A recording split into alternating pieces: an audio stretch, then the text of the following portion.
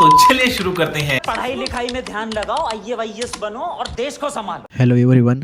तर आज आपण बघणार आहोत unit 4 numerical base on calculate percentage and calculate hydrogen percentage. तर बघा न्यूमेरिकल काय आहे. 0.24 ग्राम ऑफ सी coal sample on complete combustion gave 0.792 gram of CO2 and 0.0216 gram of H2O. Calculate hydrogen percent and carbon percent हे calculate करायचं आहे. तर त्यासाठी फॉर्म्युला आहे. तर बघा फॉर्म्युला काय आहे. कार्बनसाठी काय फॉर्म्युला आहे. 12/44 अपॉन आता इथं काय दिलेलं आहे वर वेट ऑफ CO2 आणि अपॉन काय आहे weight of coal into 100. Percentage काढण्यासाठी त्याला इंटू 100ने मल्टिप्लाय करतो. त्यासाठी त्यासारखंच इथं calculate of hydrogen percentage formula काय बघा इथं डिनॉमिनेटरला सेमच आहे वेट ऑफ कोल, फक्त इथं काय वेट ऑफ H2O इंटू 100 केलेलं आहे फक्त, बाकी सेम आहे. आता आपण इथं डायरेक्ट व्हॅल्यू पुट करून आन्सर काढू. बघा पर्सेंटेज ऑफ कार्बनची व्हॅल्यू आपण व्हॅल्यू पुट करून आपण आन्सर काढू.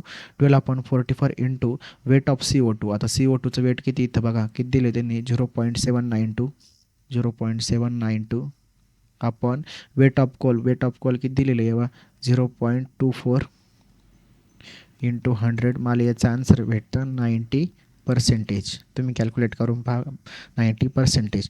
त्याच्यानंतर नेक्स्ट आहे आपलं कॅल्क्युलेट हायड्रोजन पर्सेंटेज. तर त्याचा आन्सर आहे माझ्याकडे बघा. आता व्हॅल्यू पुट करून आपण आन्सर काढू. 2/8 H2Oचं वेट किती दिलेलं आहे त्यांनी 0.0216. बघा इथं वेट दाखवलेलं आहे इथं वेट.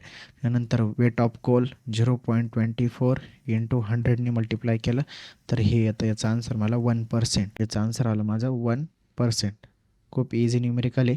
यावर 3 मार्काला विचारले गेलेलं आहे. 2024ला आलेलं होतं नवीन पॅटर्ननुसार. फर्स्ट इयरलाच रेग्युलरला आलेलं होतं. बॅकलॉगला पण याच्यावर न्यूमेरिकल आलेलं आहे. खूप सिम्पल न्यूमेरिकल आहे. हे न्यूमेरिकल तुम्ही नक्की करायचे. 3 मार्क्स तुमचे फिक्स होऊन जातील.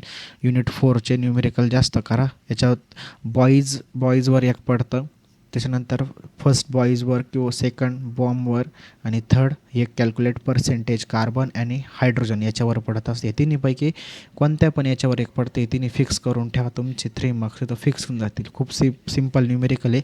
व्हिडिओ आवडला असेल तर व्हिडिओ लाईक करा आणि चॅनलला सबस्क्राईब करा. थँक्यू.